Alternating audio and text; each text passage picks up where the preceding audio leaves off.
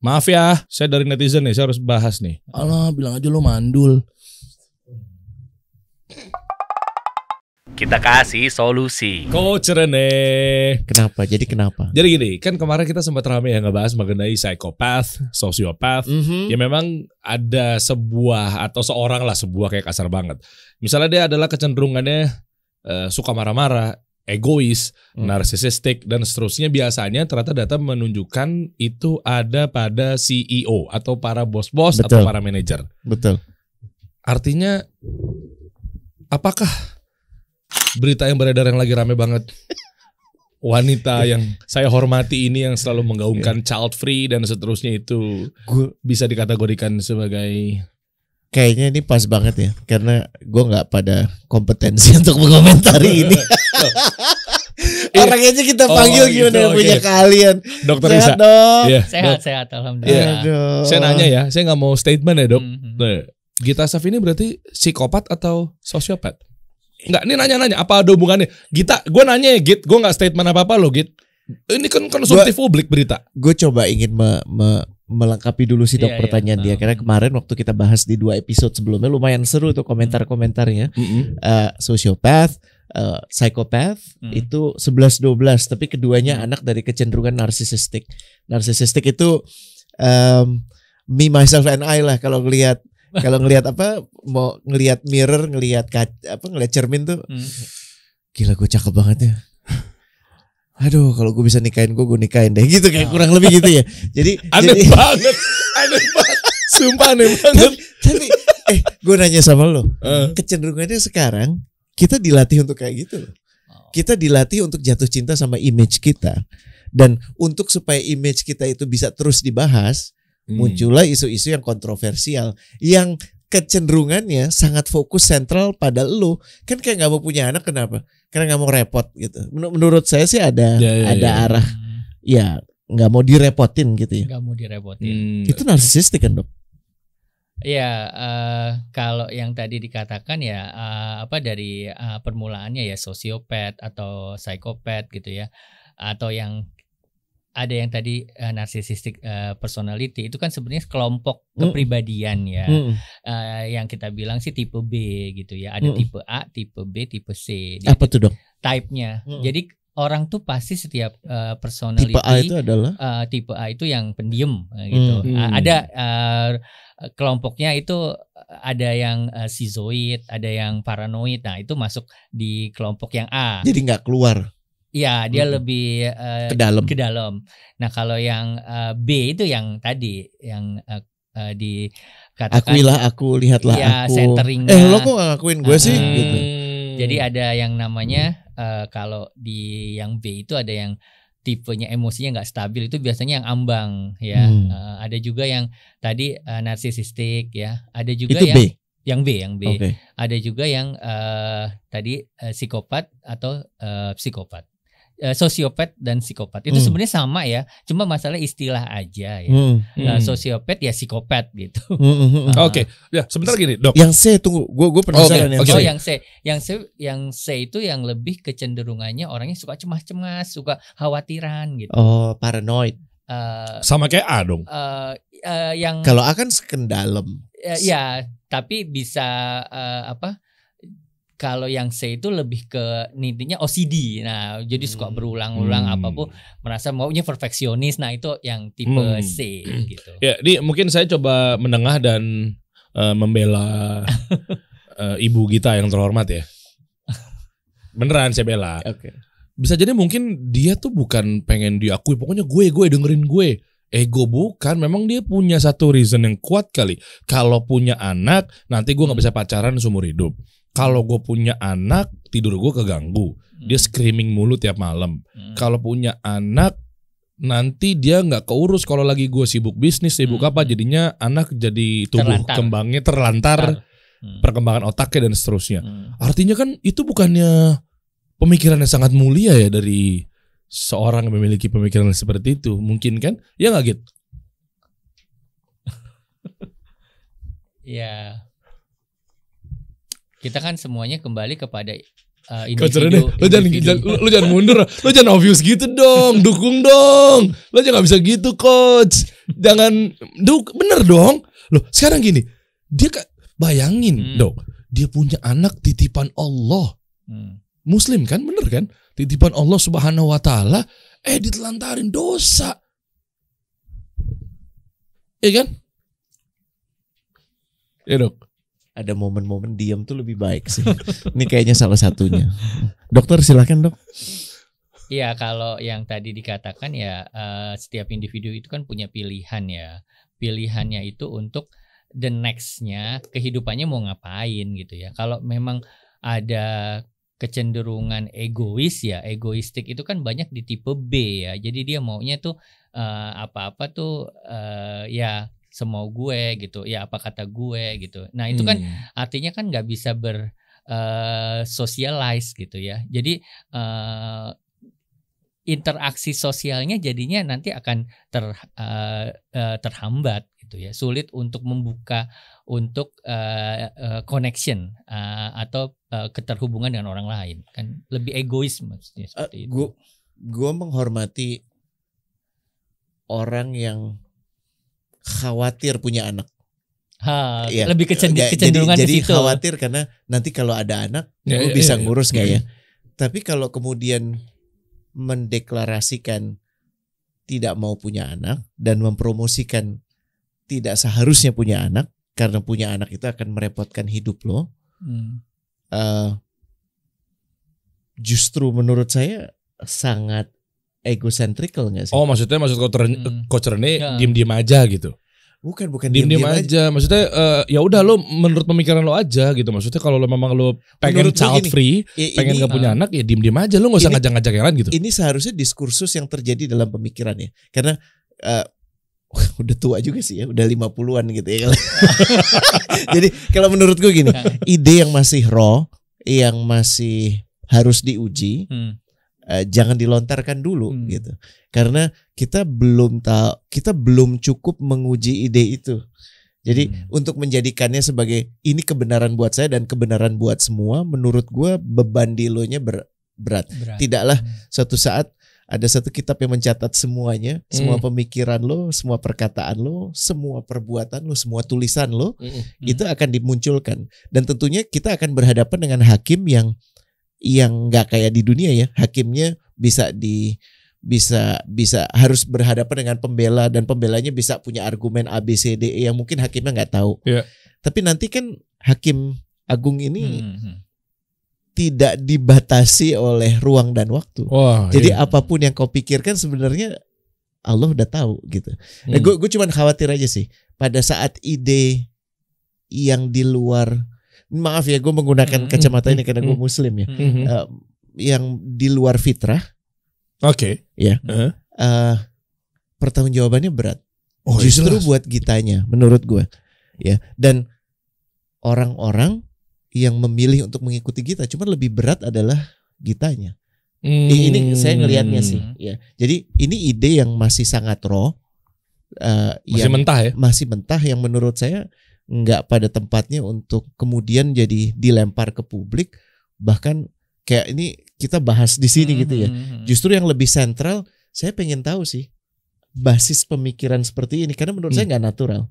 Menurut saya nggak natural ya. Bentar, maksudnya nggak natural tuh kenapa? Apa fitrah itu kan natural ya. Fitrah di mana seorang perempuan ingin menikah. Gue nggak mengatakan semua orang harus menikah. Apakah harus semua orang menikah apakah dan semua orang pasti harus punya ketemu anak gitu? Jodohnya atau semua orang pasti punya anak? Enggak, ini fitrah aja, fitrah. Bahwa kita dilahirkan di dunia ini untuk memastikan keberlanjutan, dan keberlanjutan itu wujudnya adalah punya anak. Ya enggak? Keberlanjutan dari genetika kita, keberlanjutan dari value yang kita yakini. Gue sebagai muslim, gue ingin, menurut gue fitrah, gue ingin anak-anak gue bukan cuma punya anak, tapi anak-anak itu juga mengamini value yang gue yakini sebagai kebenaran. Ya, keluarga lain di sana silahkan aja gitu ya. Tapi mereka punya keinginan punya anak tuh untuk meneruskan apa yang orang tuanya mungkin belum sampai situ gitu. Ini fitrah sih. Itu betul gak sih? Ya semuanya kan kembali kepada dia mau punya tanggung jawab apa enggak gitu ya. Kalau misalnya kadang kita kan harus kayak flashback juga ya. Ketika statement itu muncul, apakah itu dari usia-usia yang sesuai dengan tingkat perkembangannya gitu ya. Ini menarik nih. Seperti tadi yang off air dokter katakan ke saya kan. Dery usianya berapa? 34 tahun, Dok. 34 tahun itu lagi begini. Oh, memang ada fasenya, ada tolak ukurnya. Oh, ada. Lalu saya pancing kan, terus coach Rene juga nyambut juga kan. Oh, kalau 50 gimana gitu kan? Maaf saya buka di sini ya. Gue udah lewat 50. Jadi enggak. Udah lewat. Udah lewat. Tahun ini malah akan nambah gitu. Oh gitu. Insya Allah. Semoga sampai ya. Sampai. Insya Allah. Amin ya. Nah akhirnya dokter juga ngeluarin state juga. Oh kalau 50 tuh yang ini. Udah mikirin begini. Nah yang ininya kan kurang pas kalau dari saya, Dok. Nah mungkin dokter bisa sampein. Tolak ukur umur itu gimana sih? Sampai akhirnya orang ini lagi di umur segini, wajar lah dia pengen didengar, wajar lah. Nah itu gimana sih? Ya jadi di setiap kelompok usia itu kan ada namanya tuh tahapan perkembangan psikososialnya ya.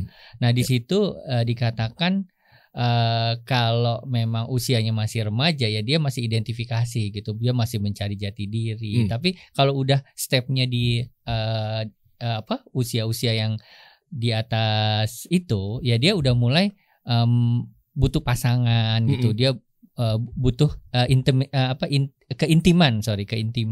Nanti abis itu dia punya keluarga, dia juga pengen anak gue nantinya ngapain gitu ya, tujuan hidup yang tadi value yang udah punya dari individu kemudian bisa ditularkan kepada anak-anaknya. Nah nanti habis yang itu yang terakhir adalah dignity ya. Jadi dia sudah berada pada fase kebijaksanaan. Jadi udah bijaksana gitu, udah wise banget. Itu yang terakhir gitu. Oke. Berarti kalau kisaran-kisaran umur di umur berapa ya wanita ini? Gak tahu. Sambil nyari gitu. Berapa sih umur? Berapa sih? Ada profil. 30 tahun. Kalau 30 tahun ini umur apa, Dok? Kalau boleh tahu, Dok. Ini saya nggak sebut nama ya. Iya.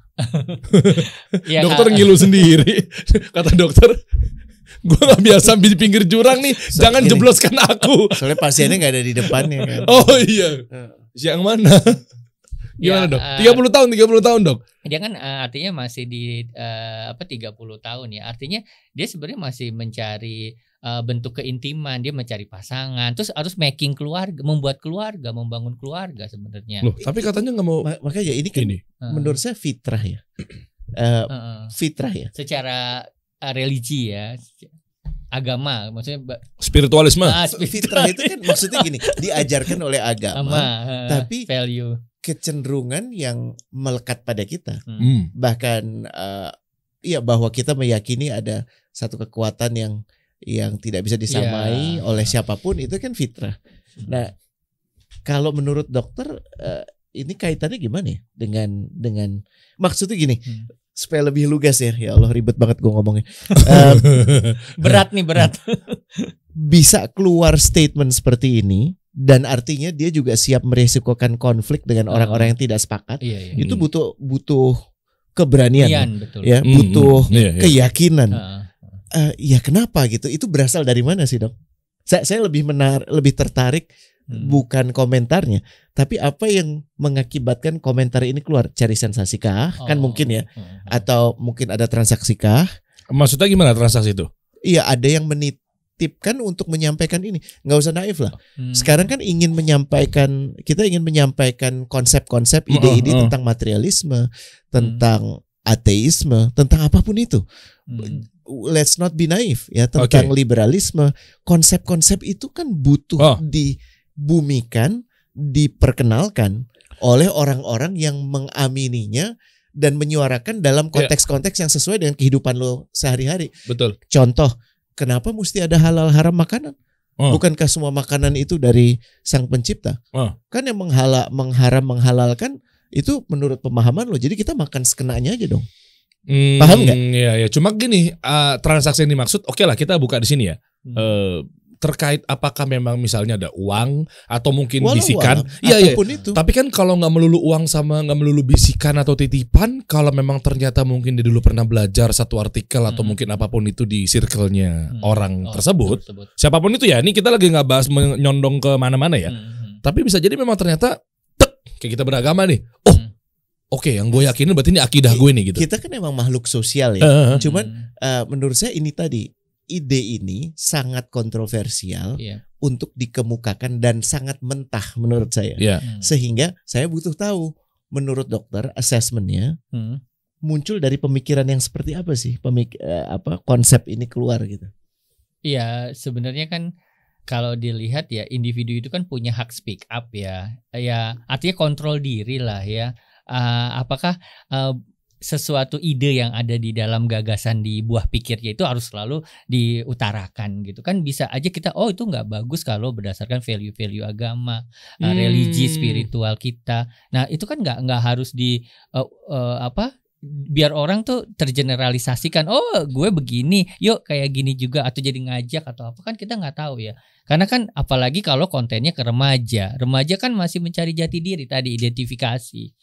Oh ngerti maksud dokter gini, coach ngerti. Artinya gini, ketika dia punya pemikiran sesuatu, nggak semuanya dikeluarin. Satu, ya kan, lu bisa memfilterisasi. Diuji dulu. Iya. Nah, kelompok kecil dulu. Betul. Nah, cuma yang jadi persoalan adalah ketika dia punya ide sesuatu, dia harus keluarkannya ini memang ada sebuah gagasan yang dia pengen tuju. Maksudnya gini, kalau dia nggak punya sense of bla bla blanya gimana? Dia menakar bahwa ini harus dikurasi, ini harus dikurangin, ditambahin, dikeluarin, disimpan. Nah, itu gimana? Kan butuh sense itu loh. Nah, itu gimana dok? Ya artinya kan apakah harus melakukan FGD, focus group discussion terlebih dahulu?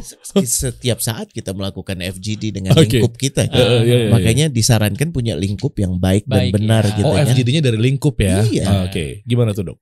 Ya artinya kan kalau kita mau memunculkan suatu ide ya, apakah ide itu di dunia timur kita bisa diterima dengan budaya kita yang masih sangat tradisional gitu ya, nggak punya anak, maaf jadi ke situ ya. Nggak apa-apa, kita kan lagi bahas child free ya. Child free itu ya. Ya itu kan kita harus bisa lihat di lingkungan sekitar apakah fenomenanya seperti itu kan enggak. Jadi artinya memang harus ada kontrol dari ya peer groupnya atau keluarga yang itu kan pemahaman mungkin dari kebanyakan dari barat gitu kan bisa juga ya. Saya jadi teringat satu case deh. Nih maaf ya harus angkat ini ya. Let's talk about LGBTQ. Oke. Ya. Kalau Derry hidup di tahun 70-an. Dokter mungkin boleh konfirmasi ya, karena dokter ahli kejiwaan. Dulu itu dianggap sebagai bentuk penyimpangan kejiwaan. Oke. Tahun 70-an. Yeah. Tapi kalau lu menggunakan LGBTQ dan kelainan kejiwaan di dalam satu kalimat aja, saat ini di negara barat, tesis lu tidak akan di-endorse oleh siapapun. Lu gak akan bisa dapat gelar. Oh, paham gak? Oke. Jadi lihat ya, progresi waktu 50 tahun itu punya dampak yang sangat besar tentang cara melihat satu case. Dan dalam case ini, gue sebagai muslim sampai kapanpun gue mau diancam atau segala macam bentuknya, ini salah. Kenapa? Ya karena gue yakin apa yang disampaikan oleh pencipta gue, tuntunan yang diberikan oleh pencipta gue dan Rasul gue udah jelas soal itu. Tidak untuk dibantah, tidak untuk dibahas lagi gitu. Tapi kalau kemudian ada yang secara terstruktur menggunakan pendekatan-pendekatan media untuk isu ini, kan lo ahlinya. Lama-lama 50 tahun ada perubahan gak? Ada. Dalam 50 tahun mungkin gak ada perubahan bahwa punya anak gak punya anak itu pilihan. Dan saya bahkan berhak memilih untuk mempromosikan bahwa nggak perlu punya anak. Nanti kita pakai clone aja. Benar nggak? Ini gue ngomong jauh ya. Gimana cara nge-clone? Ini bisa jadi ini titik nolnya. Mungkin teknologinya kita belum ada Der. Tapi suatu saat mungkin banyak orang yang menginginkan hidup abadi, dia makanya kemudian naruh pemikirannya di dalam di dalam sebuah mesin Ya kan? Ada orang yang menghabiskan sehari 300 pil Wow. supaya bisa memanjangkan usia. Pertanyaan, kenapa? Karena dia melihat kematian itu sebagai sesuatu momok yang menakutkan. Sementara kita melihat itu sebagai sesuatu yang natural gitu kan, yang nggak akan bisa lo nggak hadapi gitu. Jadi menurut gue kita membahas case ini aja sudah bentuk keberhasilan dari perjuangan orang-orang itu. Oke. Nah sebenarnya gini, sebelumnya mungkin kita mau saya pribadi mungkin mau disclaimer ya. Jadi ini nggak maksud untuk gibah. Nggak maksud untuk apa, karena kita yang membahas seperti ini adalah ini sifatnya udah konsumsi publik. Yang kita bahas ini ide. Betul, ini makanya konsep. Jadi untuk perorangan tertentu ini kita berangkat dari satu headline atau mungkin berita yang narasinya memang konsumsi publik. Gue tanya lo, kenapa lo ingin angkat ini? Oh, karena ini menurut di gue pribadi, artinya gue sebagai konten kreator dulu deh, jangan bawa-bawa mengenai spiritualisme dan seterusnya. Oke? Bener. Tadi sempat dibahas mengenai bagaimana memilah-milah apa segala macam. Kalau di ranah konten kreator atau mungkin di ranah yang sifatnya dia punya narasi atau bahkan media, artinya kan nggak gampang untuk menentukan bahwa gue akan ngeluarin ide ini, gue akan campaign ini, gue akan deklarasi ini dan seterusnya. Nggak mudah kan? Nggak mudah. Lu sebagai content creator mikir kan sebelum ngeluncurin satu hal. Betul. Oke. Betul. Terus? Itu dulu tuh, ya kan? Kita ngomong contoh yang paling terdekat, kasih solusi. Oke. Berangkat dari yang namanya produk kategori. Apa produk kategorinya? Minuman, makanan, meja, kursi, studio, podcast, itu kategori semua. Permen, kopi, ya macam-macam. Nah, kan nggak mungkin kan kita berangkat dari kategori yang sama semuanya juga melakukan podcast. Artinya idenya apa nih? Oh, idenya biar diterima tuh begini. Yang which is ini juga sebenarnya masih umum atau common. Nah, kalau tiba-tiba hal-hal yang tadi dokter sempat singgung mengenai langsung masuk ke ranah spiritualisme, ya kan, yang isinya mungkin udah mengarah kepada ke mayoritas dan keminoritasan budaya-budaya tertentu yang kok gini ya, apalagi isunya juga yang digalangkan juga lumayan menggugah. Lo putus sih menurut gua. Lo putus soal keberanian membuat kontroversi, kalah lo. Sama siapa? Ya kalah lah dengan yang berani mengungkap ide kemungkinan ini. Makanya gue justru pengen tahu dari lo. Mau sekontroversi, tapi kalau masih nalar mah. Kan artinya lo sebenarnya, nih gue coba gantian ya, gue lempar ke Derry. Kita tanya sama Derry. Lo merasakan ada yang nggak tepat, makanya lo pengen bahas di sini. Kan? Justru itu ide gue mengumpulkan kalian-kalian yang ada di sini. Iya kan? Supaya nggak keluar dari mulut lo aja. Kontroversi ini tetap kita bisa dapatkan juga di satu sisi dan kita bisa mewartakan yang benar apa gitu. Iya, betul. Tapi dari tadi dokter belum mengatakan benar atau enggak nih ya kita. Aduh dok, fatwa dong dok, fatwa. Dokter Isa ada di rumah sakit Grogol ya. Fakta kejiwaannya tuh gimana ya dok? Iya kan, kalau ngelihat dari masing-masing orang itu kan punya psikodinamika masing-masing ya. Jadi itu apa sih dok? Boleh pakai istilah yang santai aja nggak dok? Latar belakang background gitu ya. Kan bisa ngomong begitu dok. Istilah kedokteran mungkin disimpan dulu kali ya. Jadi setiap hal yang menjadi statement dia atau apa sesuatu yang kayaknya akhirnya dia pilih gitu kan, itu bisa bisa diakibatkan dari dia punya pengalaman traumatik atau mungkin ada hal-hal yang di masa lalunya itu yang akhirnya dia memilih untuk memilih hal seperti itu begitu. Itu kan semua kan hidup, yang tadi kehidupan gitu. Saya bukan mau ngejudge dia mungkin ada traumatik atau ya itu memang harus diperiksa ya, harus assessment ya. Tapi memang ada yang setiap hal yang kan tadi kontroversial mungkin kita harus bisa empati lah, lihat backgroundnya dulu tuh kenapa dia bisa seperti itu. Ini cara pandang yang lembut banget sih menurut gue, keren. Jadi nggak ngejudge, tapi berusaha memahami kenapa pemikiran seperti ini muncul. Nah. Dan menurut gue lensanya harus diarahin ke masing-masing. Oke. Iya kan? Ke kita juga kan. Kenapa kita terganggu dengan ucapan ini misalnya? Dan pada saat kita terganggu, apa yang kita lakukan? Alhamdulillah Derry sangat kreatif dan punya platform namanya Kasih Solusi. Dia bawa ke sini untuk menawarkan argumen tandingan menurut saya. Argumen tandingan bahwa nggak natural sih. Kalau gue dengan jelas gue bisa mengatakan nggak natural. Oke. Nggak natural ini kalau di istilah kedokteran dengan tadi memiliki pemahaman yang seperti ini, apapun itu ya, mau LGBTQ, child free, atau apa campaign-campaign titipan tertentu, misal bisa sembuh nggak dok? Bukan penyakit. Kan nanya. Oke lah. Yang sekarang bilang nggak bukan penyakit. Loh, bukan. Nggak melulu kata sembuh itu langsung dikonotasikan penyakit. Maksudnya pemikirannya sembuh. Oh, hidayah Allah. Silakan dok.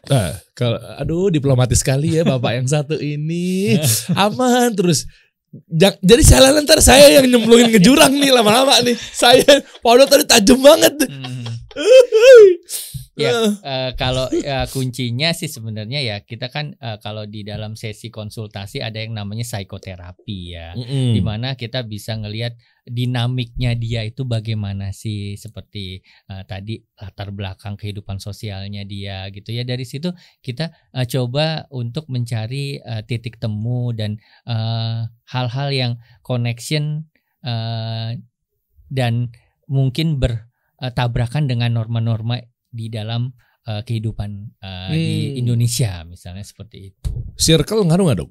Misalnya dulu sekolah di mana, atau mungkin dulu tinggal di mana, kerja di mana, dengan orang-orang yang memiliki pemikiran seperti ini. Ya istilahnya kan dibilang pemikiran Western gitu ya, apa Barat gitu ya. Nature dan nurture. Iya. Di dalam teori psikologi ya tadi ya, ada pola asuh, ada yang memang dari dalam gitu ya. Nah, yang perlu kita pahami ya, di manusia itu memang unik ya. Kita ngomongnya tuh ada 4 faktor. Nah, itu yang harus elemen itu yang harus dikaji. Yang pertama biologisnya, apa dia punya genetik ya, yang mungkin kepribadian tertentu misalnya. Yang kedua, apakah psikologisnya? Nah, jangan-jangan dia trauma, tadi ada masalah yang lalu sehingga ini keterusan dia milih hal seperti itu. Terus yang ketiganya sosialnya. Bagaimana sih lingkungan yang tadi mungkin dia ditanyakan.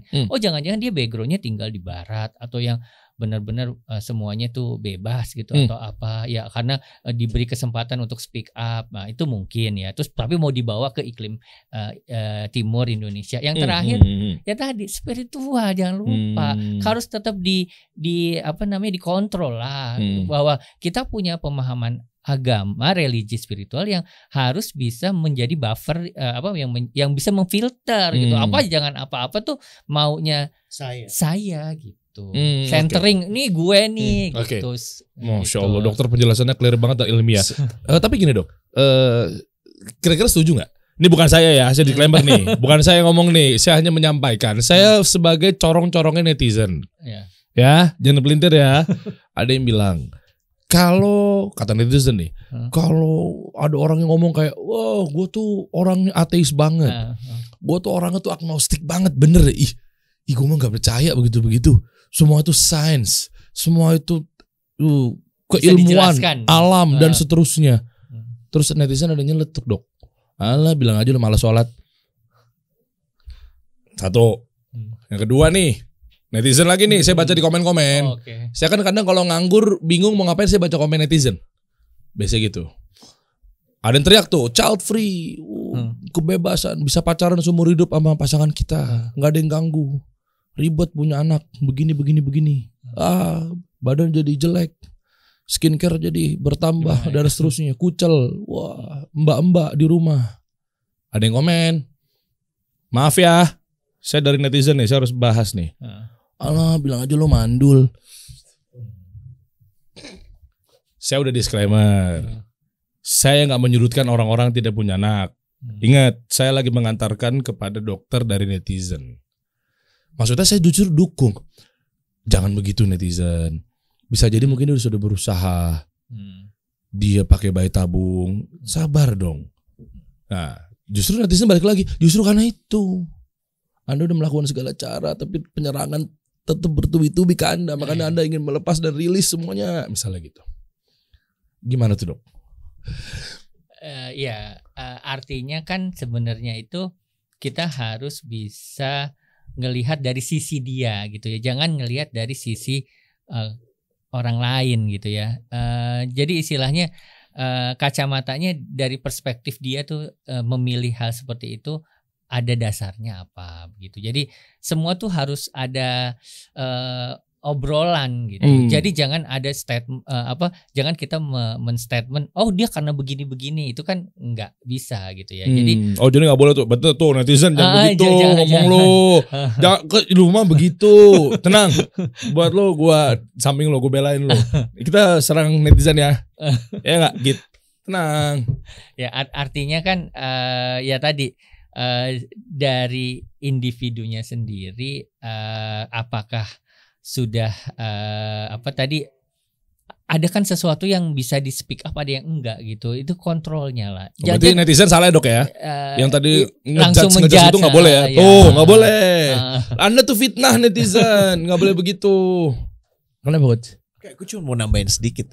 Tapi yang memicu netizen itu kemudian berkomentar apa? Kan gue udah tarik lagi dari jurang, lu cemplungin lagi. Gue bersini repot coach.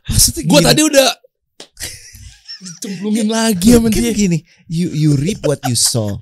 Iya kan? Kalau nggak mau denger komentar, aku juga respect banget yang dokter sampaikan. Gue percaya banget yang kita judge itu bukan orang, yang kita judge itu perilakunya, perkataannya. Ini dua hal yang berbeda karena dari orang yang sama bisa keluar ajakan perang, bisa keluar juga ajakan damai. Oke, benar nggak? Betul. Jadi pada saat dia mengungkap ajakan perang yang salah ya kita lawan. Pada saat dia mengungkap ajakan damai yang baik ya kita dukung. Atau sebaliknya. Jadi menurut gue antara perbuatan, perkataan dengan orangnya kita pisahkan. Benar-benar yang kita bahas di sini kan mengkritisi apa yang dia ungkap. Dan yang kita ingin bahas dari tadi sebenarnya keadaan, karena ada dokter, kondisi, keadaan psikologis apa yang memunculkan seperti ini. Dan dokter katakan bahwa ini nggak tumbuh tiba-tiba, nggak ada nih tiba-tiba dari pung gitu. Kalau ada seperti itu gue juga khawatir sih. Gue juga khawatir banget ya. Enggak sih gitu. Jadi ilham, dapat ilham. Ada ilham. Enggak sih. Anda bukan nabi. Anda bukan nabi. Maaf, itu Firaun banget kan. Benar enggak? Gue Tuhan. Oh iya. Benar enggak? Iya, akhirnya akan muncul yang enggak dipikir, berseloroh aja. Ikan bukan enggak wahyu juga sih levelnya coach. Tapi makanya dia manusia biasa. Artinya gue sepakat dengan dokter. Kalau yang saya coba tangkap sebagai murid dokter tadi, pemikiran apapun itu nggak mungkin muncul dari vakum. Pasti ada, kita mesti tahu dia ke sekolah di mana. Mungkin karena kalau misalnya area-area kayak di Eropa tuh ya central liberalism, materialism. Di mana coach? Berlin, ya kan. Kemudian di area-area kayak kalau yang Heidelberg itu yang lebih Katolik. Gue kebetulan tahu ya. Kalau yang mau model yang sangat artistik, nouveau itu ya Paris, model-model yang kayak gitu. Kampus-kampusnya. Jadi dia kuliah di mana kita bisa tahu. Kayak kalau ke Kanada itu liberalisme mentok itu. Yang banyak sekolah-sekolah di Kanada. Emang dia dari Kanada? Siapapun itu orangnya yang memiliki pemikiran seperti ini. Ini yang gue tahu. Ya kan banyak kampus-kampus di sana yang memang menawarkan value-value seperti itu. Jadi sebenarnya dari mana dia berangkat kita bisa lebih memahami ini keluar dari pemikiran itu. Gitu. Jadi bukan, maaf ya Der, nggak original juga sih. Wow. Nggak original juga. Ya. Atau mungkin kalau kita ingin, ini tidak merujuk kepada siapapun, sekali lagi ada kesepakatan yang dicapai untuk dia menyampaikan itu. Masih ingat kampanye tentang mewajarkan LGBTQ dari tahun 70-an dianggap sebagai penyakit. Sekarang lo naruh itu dalam satu kalimat yang sama, selesai hidup lo, men. Enggak sih, nggak bisa. Apalagi udah bermain yang udah bapaknya global. Iya, maksudnya dia bisa mengendalikan negara, dunia dan seterusnya kan, itu susah. Exactly. Gitu. Jadi menurut gue apa yang bisa jadi pembelajaran buat kita, media sosial ataupun media apa yang kita miliki sekarang pergunakan dengan wajar, pergunakan dengan baik. Gue sih justru paling ngeri, dan ini tugas kita mengingatkan bahwa apapun yang lo catat itu akan ngikutin lo. Nggak bisa dituntaskan, nggak bisa. Maksudnya mau dihapus? Nggak bisa. Gue perkataan bodoh gue aja masih ada di internet, dan gue menyesali itu mungkin sampai sampai sekarang. Yang di Twitter. Etrenesese itu. Ya nggak usah diomongin yang mana gitu ya. Tapi maksud gue gini, sebagai orang yang tua yang banyak penyesalan dalam hidupnya, ajakan gue sama yang muda-muda, hati-hati sebelum berkomentar, apalagi ditaruh di media sosial, karena itu selamanya. Oh, ini baru nih seperti yang dokter katakan tadi, udah 50 tahun meaningful, cari makna dalam hidupnya. Kerjanya ngasih nasihat, ya kan? Kita dari, saya mau dikasih channel baru dok, bukan kasih solusi, kasih peringatan, warning. Oke, kita balik ke dokter ya. Jadi hal-hal seperti ini sebenarnya banyakkah? Nggak tahu, dokter mungkin megang data lah. Ya namanya dokter pasti kan tahu lah ya. Ya dengan profesi dokter, data-data apapun itu gitu ya. Kayak gini-gini tuh sebanyak apa? Atau mungkin berapa yang pernah konsul ke dokter dengan pemikiran yang sama? Kayak tiba-tiba mungkin oke lah, kita nggak usah bahas agenda-agenda tertentu, campaign tertentu, titipan-titipan tertentu, pemikiran-pemikiran tertentu. Ya nggak bisa lah, jangan naif dong. Sebel kan? Ternyata sepinggir-pinggirnya jurang saya masih ada lebih pinggir ya. Iya kan? Nah, cuma memang betul-betul dari hatinya dia deh. Dok, kenapa ya gue gak mau punya anak ya dok? Itu dulu deh. Ada gak sih sebenarnya? Wajar. Iya enggak. Makanya ini pengen tahu, dan ntar jawaban dokter apa gitu loh. Saya pengen tahu dengan real case ya dok. Kasih jawaban lugas dok. Kalau enggak dia akan muter-muter, dokter diserang, bukan diserang sih, ditembak. Dia tuh cuma ngerti hitam putih dok. Dibahas. Itu obrolan kita tadi. Dokternya abu-abu terus. Jawabnya abu-abu. Gue tuh bukan muter, gue lagi nyari celah nih. Ayo dok, fatwa dok. Ayo dok, hajar dok. Halus banget. Dalam hatinya, gue sebenarnya bisa, cuma gue ada kontrak-kontrak tertentu dari profesi yang gue emban. Gak bisa gue, gue gak bisa gue. Ngomong aja dong, gak apa-apa. Gue dokter, gak bisa gue digituin gitu ya. Channel ini gak ada yang nonton gue dok. Gak ada sedikit. Iya, kalau yang bisa saya coba narasikan gini ya. Setiap orang itu kan punya mindset ya, pikirannya dia.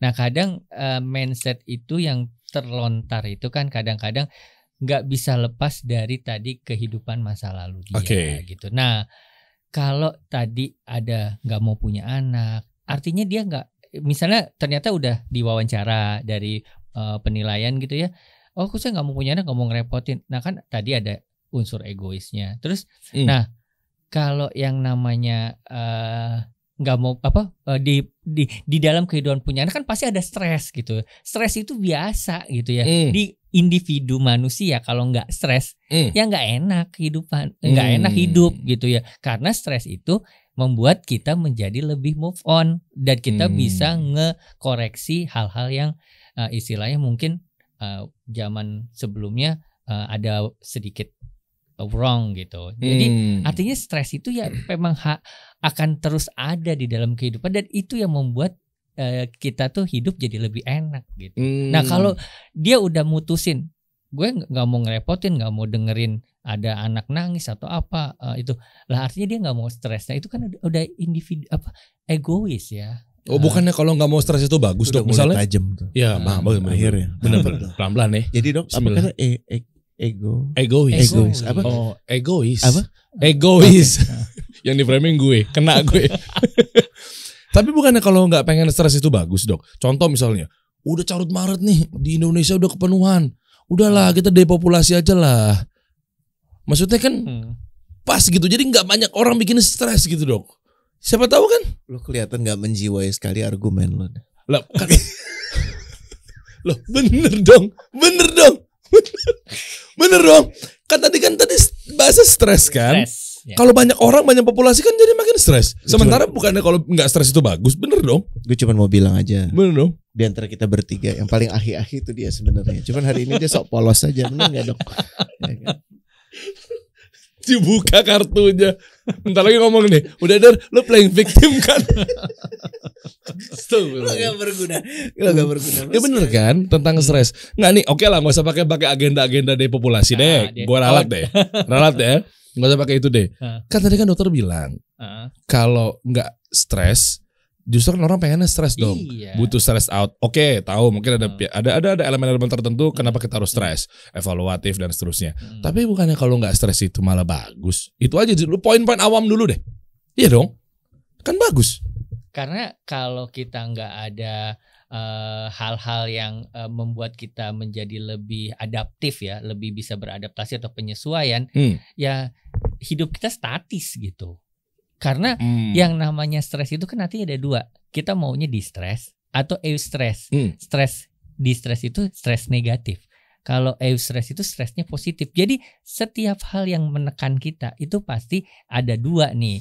Nah tadi mau di-stres apa eustress. Kalau eustress gak mungkin mikir gak mau punya anak. Nah ini yang saya tungguin jawabannya. Makanya jangan dibocorin. Kan kadang bocorinnya gitu. Gue pura-pura polos dok. Dia buka, gue lagi pura-pura polos. Ada yang ngebuka sih sebenarnya sih, ya udahlah pihak-pihak tertentu bebas. Tapi lebih parahnya lagi di saat gue pura-pura polos, ada yang bego. Dasar lo, pertanyaan lo ada gunanya lo. Biasa lah mereka. Gue tadi pas lo lagi ngomong ya soal karena lo menyebut dua kata kan, stres kan. Stres itu kan. Kok dua kata? Maksudnya gini, stres satu kata tapi dilarikan ke dua kata lain. Yang manifestasinya itu adalah takut dan sedih. Oke. Benar nggak? Ya, takut tuh bahasa Arabnya huzn. Ya. Jadi dan apa? Sorry, takut tuh khauf, ya kan? Dan khauf. Dan sedih itu adalah huzn. Di Al-Baqarah 32 Allah itu mengingatkan bahwa kalau kau mengikuti guidance-ku, maka kau akan dibebaskan dari ketakutan dan kesedihan. Jadi sebenarnya kita di dunia ini kalau bukan ujian gitu ya. Dan kalau lo menafikan ujian, cobaan di dunia ini, ya artinya lo memilih menafikan orang yang memberi ujian itu. Karena tujuan dari ujian itu kan sebenarnya untuk memisahkan mana yang kemudian bisa kembali kepadaku dengan tenang, dengan asik, atau yang sebaliknya lo ternyata lebih tunduk sama apa yang lo mau. Jadi lo udah menuhankan diri lo sendiri. Gue teringat banget sih. Ini bentuk-bentuk yang kita lihat sekarang adalah struggle yang juga ada dalam diri kita. Tapi kita lihat di publik. Tapi itu ada di diri kita. Ya kan, keinginan untuk aduh repot, yaudah gue selesain aja deh. Ya kan, hidup gue selesain aja deh. Repot. Tapi kan ya artinya lo udah menyerah, lo meragukan bahwa Sang Pencipta akan memberikan lo ujian bantuan, yang lo pasti mampu, ya kan? Dan untuk setiap kesulitan dijamin bersama dengan itu akan ada kemudahan yang besar. Nah, gue pengen dengar dari dokter sih untuk kawan-kawan yang merasa di ujung kayak nggak ngerti ya, mungkin pertemanan, mungkin masa lalu. Dari waktu itu pernah cerita ada orang yang keluarga yang dua-duanya dibesarkan oleh ayah yang pemabuk gitu ya. Anak yang pertama jadi pemabuk juga, anak yang kedua jadi meluncurkan inisiatif anti alkohol. Maksudnya kejadiannya bisa sama, tapi responnya bisa beda. Dari orang tua yang sama. Apa sih dok secara kejiwaan yang bisa dilakukan agar orang tidak merasa putus asa sih, supaya there is always hope gitu. Ini kan secara spiritual udah disampaikan. Namun secara psikologi apa sih yang bisa disampaikan dok? Oh iya, ya memang ya tadi ya, lahir dari rahim yang sama tapi kok karakternya beda ya antara kakak sama adiknya. Itu bisa begitu ya. Ya semuanya kan ya tadi dinamiknya ya, bahwa kita harus juga berpikir saat di proses kandungan. Ya, apakah ada masalah? Ya kan happiness nggak nih misalnya kan si wanita, ibunya orang tuanya. Ya maksudnya kan itu mempengaruhi juga psikologis janin. Walaupun masih di dalam kandungan kan otomatis semua itu. Kalau itu kan kita nggak kontrol ya dok ya. Si orangnya bisa, gue nggak bisa. Gue nggak tahu kenapa. Gue kan nggak milih. Dilahirkan. Gue nggak milih dilahirkan. Berarti gue sekarang pilihan gue nggak mau putus asa aja. Nah, gimana kalau kita lagi secara spiritual jelas Allah berjanji. Kalau lo nggak percaya sama janji Allah ya rada repot gitu ya. Kita nggak tahu lagi mesti masuknya dari mana. Tapi secara psikologis, gimana sih supaya lo bisa take ownership of the problem dan nggak putus asa? Itu sih pertanyaannya. Oke. Gitu. Ya artinya kan semuanya kan ada ini ya, kata-kata positifnya ya, positive thinkingnya itu ya. Jadi istilahnya ya tadi saya sudah tekankan bahwa stres itu ke kitanya nanti ada dua, mau di-stres apa eustress. Kalau eustress kita jadinya positif bahwa belum dikasih nih anak misalnya, semuanya jadi bisa ikhtiar misalnya, jadi yang ke arah yang baik begitu. Tapi kalau di-stres yang ada jadinya depresi, malah mungkin maaf ya, yang angka kejadian perempuan bunuh diri juga kan tinggi. Nah itu kan jadinya malah yang di-stresnya dampaknya jadi yang jelek gitu. Nah, tadi gimana sih cara supaya ngebangun ya tadi psikologisnya menjadi lebih baik gitu ya. Ya, kuncinya kita open mind-nya ya. Ada apa di dalam otaknya dia yang membuat akhirnya muncul statement tadi. Tapi justru gitu. dia merasa dia yang open minded. Lu nih nggak open minded. Beneran. Mereka tuh selalu menggaungkan open minded gitu. Artinya tadi kan dokter bilang ya harusnya open mind gitu ya. Nah dia balikin ke kita, lu yang harus open minded dong. Lah masa lu nggak kepikiran kalau ini begini gimana, ini gini gimana, dampaknya, ini gini gimana. Dia kan selalu gaungkannya itu. Itu gimana dok? Ya artinya kan tadi ya kembali ke psikologisnya si orang yang memberikan statement itu ya, ada dasarnya nggak sih gitu dia melakukan seperti itu, apa cuma karena asumsi pribadi aja, atau misalnya dia ya maaf nih misalnya trauma karena dia pernah menyaksikan kekerasan dalam rumah tangga, orang tua yang toksik misalnya gitu. Jadi akhirnya ngapain sih gue mau punya anak, karena nanti juga akan gue mengalami kejadian yang sama, traumanya terintergenerasi lagi, anak gue kayak begitu lagi. Jadi udah gue nggak mau punya anak. Semuanya itu kan background ada di belakang di balik itunya ada apa? Itu yang harus diupas dan itunya kita cari solusinya gitu. Kalau dia mikirnya misalnya ketika ya gue sih emang nggak mau punya anak.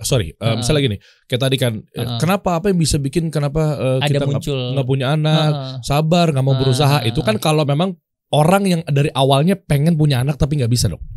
Tadi kan ya kan dokter bilang bahwa kayak sabar, misalnya nggak punya anak terus berusaha gitu kan. Artinya kan mungkin dia pengen punya anak tapi nggak bisa. Tapi yang jadi persoalan sekarang ini adalah memang dari awal dia nikah, bahkan ada juga yang langsung statement. Oke, lu setuju nggak nikah sama gue tapi nggak punya anak? Ada perjanjian. Ada. Ada juga yang kayak begitu. Nah, lakinya juga mungkin sama pemikirannya. Yaudah ayo sama, gue juga pengennya begitu. Nikah deh tuh. Nah ini apakah memang ini doktrin kah, pergaulan kah? Itu kan yang jadi persoalan tuh. Kalau memang ternyata ini kena doktrin, kena dogma, stigma dan seterusnya, bagaimana penanganannya? Nah itu, jangan sampai jadinya malah dia melanjutkan tongkat estafet ini. Nah itu yang jadi persoalan. Ya kan, jadi kayak MLM, kayak ada target downline dan segala macem, ya kan? Ya itu gimana tuh? Artinya ada unsur legalisasinya ya. Iya dong, pasti kan ujungnya ke situ. Ya enggak? Ya kita kalau di dalam bersosial kan harus juga menjaga tutur kata kita ya. Kata batin kita jangan semuanya yang alam bawah sadarnya tuh kita expose gitu. Kita keluarin gitu kan. Kita tuh di dalam kehidupan itu ada yang alam bawah sadar, ada yang alam sadar. Nah, itu kan sebenarnya bisa di-keep atau dikontrol di alam bawah sadar kita. Gejolak yang gue pengen begini, pengen begitu, kayaknya fantasinya enak juga nih begitu kan, nggak selalu harus diumbar ke keluar. Nah, yang muncul di dalam alam sadarnya akhirnya kutub antara alam sadar sama alam bawah sadar kebuka. Udah deh muncul semua ide-ide yang brilian tadi gitu. Nah, itu berarti pengendalian dirinya juga harus dikuatin nih. Gimana tuh coach, kayak misalnya hal-hal yang gimana cara mengendalikan diri? Apakah butuh motivator kah? Atau butuh motivasi kan penting? Nggak beneran serius, maksudnya dalam artian apakah nih orang butuh dimotivasi? Itu dulu deh. Ya kan gimana tuh dok? Coach. Iya. Ini harus jadi pembahasan tersendiri ya. Motivasi soalnya gini. Gue percaya orang yang memilih untuk nggak termotivasi nggak bisa dimotivasi. Demotivasi nih. orang yang sudah memilih untuk nggak termotivasi, Oke. nggak akan bisa dimotivasi. Lah terus Karena motivasi itu gue Harus sangat muncul. percaya itu tanggung jawab pribadi. Yang bisa diberikan ya mungkin anjuran, peringatan, ancaman, ya model kayak stick and carrot. Dari kalau lakuin ini lo dapat ini. Tapi kalau nggak lakuin ini lo gue hukum. Terus lo ngelakuin, apakah itu motivasi? Ya bisa disebut seperti itu, tapi di situ nggak ada intimacy, nggak ada loyalitas. Lo melakukan itu cuma karena bertransaksi dengan hukuman dan imbalan. Reward. Oke. Nah, jadi it doesn't work kalau menurut gue. Yang paling core menurut gue kalau dalam pembahasan kita menambahkan yang tadi dokter sampaikan, butuh hudan, butuh bimbingan Allah. Iya kan, karena dialah yang paling mengerti kita, dialah yang paling mengerti apa yang sudah kita lalui, apa yang akan kita hadapi. Hudan itu wujudnya adalah kita yakin dulu keberadaan Allah, kita percaya dan kita penuh harap. Yakin, percaya, yakin sama percaya ada beda ya. Yakinnya sama Sang Pencipta bahwa solusi apapun pasti apa yang sudah diberikan itu yang terbaik, walaupun kita belum melihatnya seperti itu. Syukur itu kan sebenarnya kebiasaan untuk melihat dengan sudut pandang lain. Jadi kalau mobil gue ketabrak, gue nggak ngelihat cuma sebagai mobil gue ketabrak, tapi bisa alhamdulillah yang ketabrak mobil gue nya nggak apa-apa. Ya kan, bisa lebih buruk kan, atau bisa alhamdulillah gue lagi diselamatkan dari yang lain, gitu. Atau alhamdulillah ini pelajaran penting buat gue masa depan dalam berkendara. Jadi kalau lo bisa menggunakan sudut pandang berbeda, lo sudah bisa lebih bersyukur. Dan keputusan seperti mengatakan saya tidak mau punya anak bukan karena saya tidak bisa punya anak, emang gue nggak mau karena gue nggak mau direpotin. Apalagi alasannya itu ya. Menurut gue itu sangat, makasih dok tadi keluar kata-katanya, egois, ya, dan blame. Yang di blame bahkan yang belum ada. Dia udah menyalahkan anaknya yang belum ada, yang kemungkinan anaknya ya untuk akan merepotkan dia di keadaan yang belum terjadi. Gini, kalau gue direpotin anak gue ada di depan gue, anaknya udah ada. Real. Ini bahkan belum ada. Dan menurut gue itu sangat mengerikan. Atau dia ngeliatin mungkin dari saudaranya, dari adiknya, abangnya, apapun itu. Tapi untuk dia kemudian menjadikan itu sebagai pendapat pribadi, dan kemudian dia punya banyak follower, dan dia sampaikan ke follower itu. Menurut lo ada yang dapetin itu sebagai sebuah fatwa nggak? Ada. Dan itu yang berbahaya. Kenapa? Karena kita akan diminta pertanggungjawaban bukan cuma perbuatan kita, dampak perbuatan kita. Itu yang gue ngeri. Jadi kita sama-sama doa di sini. Ini bukan untuk menjelekkan orang sama sekali. Gue juga di sini bersuara sangat hitam putih supaya dari senang kontroversial. Ayo dong, jangan abu-abu lah. Dan gue sangat meyakini apa yang gue sampaikan, insya Allah. Kecuali kalau lo melihat ada yang nggak pas, gue minta maaf. Kita doain yuk, gitu, diberi kelembutan hati, ya, untuk bisa menerima hudan, ya, hidayah dari Allah. Karena biasanya orang-orang yang sebelumnya nggak lihat, terus jadi lihat, itu dia akan jadi sangat yakin, gitu. Nah, itu sih gue Bismillah ya, insya Allah. Jadi baik, dan gue pengen banget tuh bahas motivasi. Iya boleh. Nanti selanjutnya kita bahas deh. Maksudnya motivasi ini kan juga pisau bermata dua ya.